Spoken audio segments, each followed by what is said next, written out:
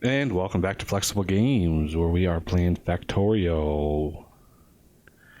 DeathWorld. All right. Well, this one is going to be a multi-step process, I think. It's inevitable that it's going to take a while. These circuits are pretty brutal. I'm going to kind of use the bus, but at the same time not pack everything into the bus. It's big enough as it is. There's the tungsten right there. I brought it all the way back from there, and I'm not sure if it's going to be used in these robots. I don't think it's used in the next tier, but it probably will be used in the final tier. So I want to make sure before I bring it all the way down where I'm going to put it and where I'm going to bring it up at. A lot of bus work. I've converted quite a few of the belt lines and the splitters I've converted. I usually use the purple belts, the really, really fast ones, but in this one, I haven't had a need for that much speed yet. So in this process of green circuits, these things take quite a lot of resources to make. We have the solder on the bus, which is great. The circuit boards we don't, because these take fiberglass, and that's where we don't have any fiberglass yet. That is plastic and glass. We have both plastic and glass. We can make fiberglass if we need it, and where we need it. Both of those are actually in the logistics system. I want to use some of the belts that we have and some of the resources that we have to actually craft and put in the logistics system the intermediate parts. So the basic electronic components and the transistors. Both of these we can actually craft from the bus and then store, and I'm not going to bus them. It's just, no. I'm not going to bus. Not going to bust those things. No way. We can use these electronic assembly machines to craft the parts that we need. And so we can do this in a way that is really fast, and we can craft quite a few of them. So the transistors, or the basic electronic components, these are tinned copper wire and carbon. So this will be copper wire, this will be tinned copper wire, and this will be the electronic components. So this setup is actually fairly straightforward, and they produce pretty fast, but we're going to use a lot of them. So I want to set up a system where we can craft just tons of these. So let's start with 5. Because they actually craft pretty fast. These use 3 copper cable every half second. These produce 2 copper cable every. So there's a little bit of a lag here. It's not a perfect setup. Can I make any more of these? I can. And I need steel. I always want to have some steel on me. I don't know if it's in the network or not. Not sure if I put it in the network. So for these, I actually want to share like that. That should work with copper cable. Granted, this is going to use a lot of copper, and we actually don't have all that much copper supply. And the big derp here is I can't actually pack these this close because I need tin to come up here. So this is going to use a lot of underground belts. So underground to here and to here with a belt out like that. That should work. And I'll have to use long reachers to supply that. Because these also need carbon. And I was thinking of bringing carbon up here. The output for these is, let's bring it down so we can expand it easy or easier.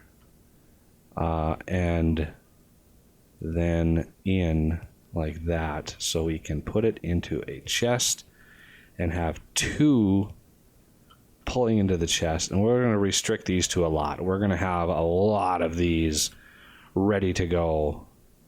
So this needs to be carbon, and I'll output the result. These need all of these, and each one of these needs copper. We need to bring copper in.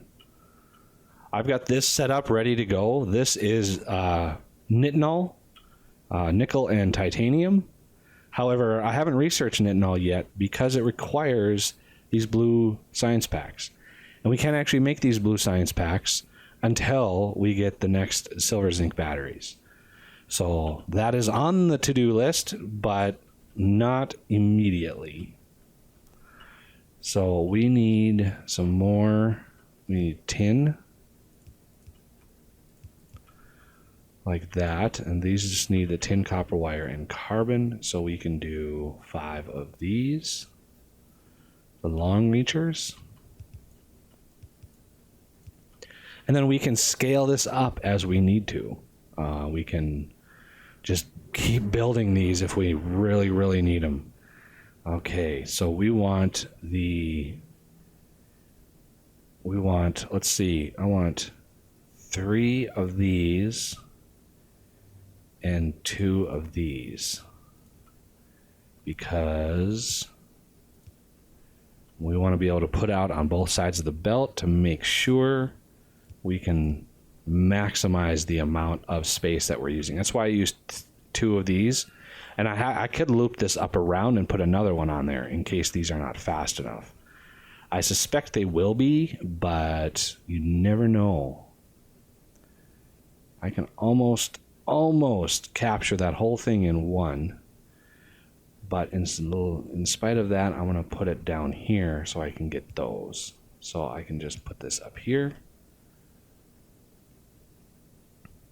And down here, it's like that. So we need tin, copper, and carbon. So copper is way over here. So right here is copper. Right here. And here's copper right there. This is tin, and I believe tin is right here. So let's bring some tin up. Right here. And I've got a splitter. This is tin, so let's split this here. This is copper. Let's split that there. I definitely need to figure out what I can do about my copper production. I mean, that is really, really bad. Actually, that's not the right line. That is the right line there. Let's bring some tin over, and carbon is the last needed ingredient, and that's way over here. So this is my carbon. I'm going to put it right there.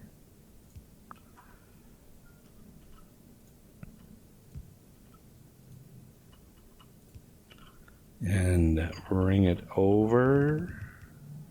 Carbon should be good. And I should be able to light it up over here. All right, so that's some serious, that is some serious movement of material. So we do need an extra one of these. We're going to use these really fast, so we got to be careful. This one actually isn't able to put out a maximum speed. We could do this. Kind of cheated a little bit. All right, well, we've got the basic electronic components ready to go. What is the next one? The next one would be the transistors, plastic, tin copper wire, and silicon wafers. We have silicon wafers are the silicon plates, which are on the they're on the bus. That's what I'm trying to think. They're on the bus. Okay, so we can bring silicon plate. We can bring this silicon plate here up, convert it into wafers, and then use those to craft the transistors. And plastic and tin copper wire, fairly straightforward. I actually want to use this setup here. Let's go a little bit further north and set up a new one. So there's copper, tinned copper right there, and that needs to have tin. 1, 2, 3 there. And so let's do copper, tinned copper, and transistors. Okay, so these actually need 2 ingredients. And what are the ratios? We need 1 plastic and 2 silicon wafers. So we could probably supply them on each side of the belt like this and have a silicon processing over here. And that way we can use this lower area for something else. So it's just a matter of I need plastic on this line here. So it's pretty much right next to the carbon. So let's go down here where plastic would be. There's plastic right there. So we need to go right next to this carbon and go right here, I think. And see how far this can stretch. Oh, it can't quite stretch far enough, so let's bring it out like that. That way we can put, 4 or so more of these down here and really produce fast.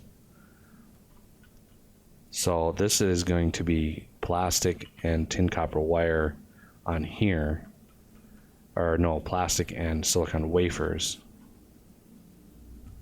which we're going to need silicon for. So let's go out.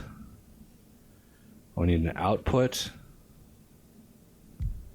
I can actually sneak this really close.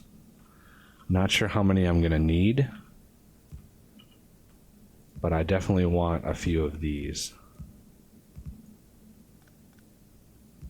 Oh, keep misclicking.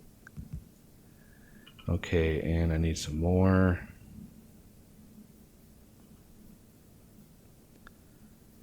There we go.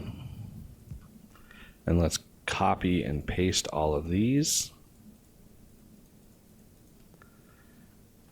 Oh, I did this wrong again. This has to be offset by 1. There we go. I need a whole bunch of inserters. Build them now. The robots can replenish me. So I want 2 here, 1 there. I'm going to need input here. I need tin to come up.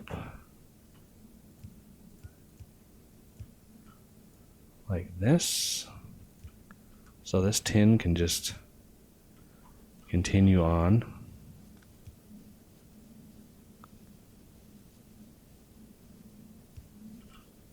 Put it right there so I can match that up. Match this up.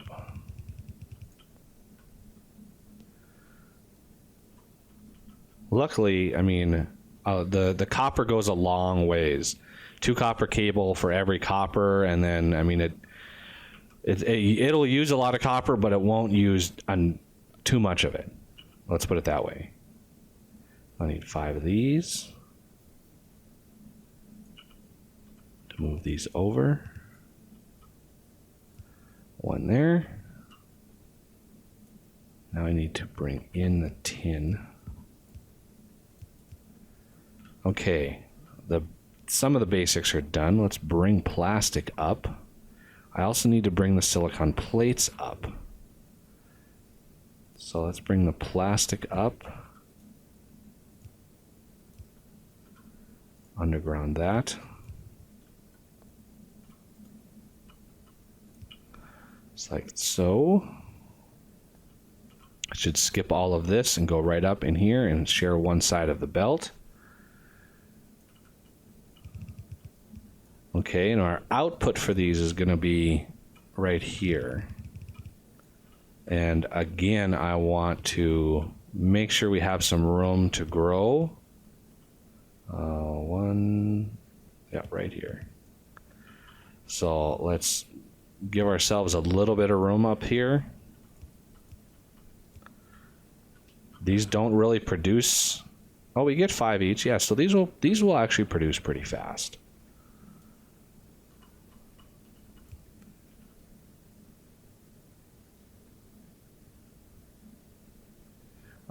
Let's see. And now we need silicon wafers. Silicon wafer. So let's output down and over. And then input comes up. This will be silicon plates. Okay, a little bit of a waste there, but we will make do. Should put a power line going down the middle here and light up the middle of the belt here. That would be helpful. So let's move some silicon plate down the line. And we need it way over here. So let's mark that off. And we are right here. So let's go up 1. Go as far up as we can.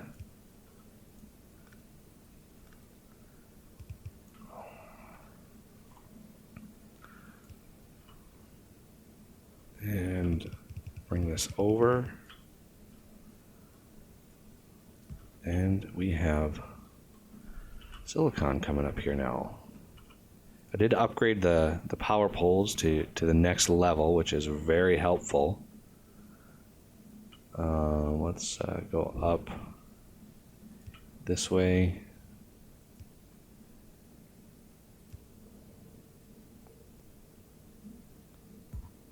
And try to do some decent work up here. So I need another 5 of these. We got 5 of those too.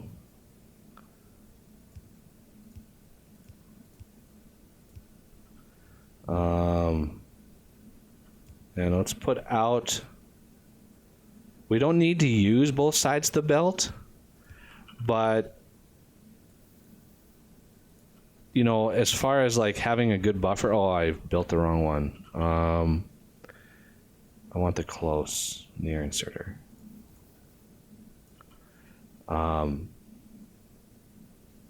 We want to be able to have a good amount of silicon wafers kind of backed up if we can. So right there. So that it's kind of a long craft, but it produces a lot of them. So, and then we need to output over here. So we have express far inserter. We have 2 of these that we can use. So let's use those 2, and then we need 1, 2, 3 of these. 1, 2, 3. And there we go. So the 2 basic components are ready to go. The next step is fiberglass, which shouldn't be too hard. But that'll have to wait till next episode. So I thank you for watching, and I will see you next time.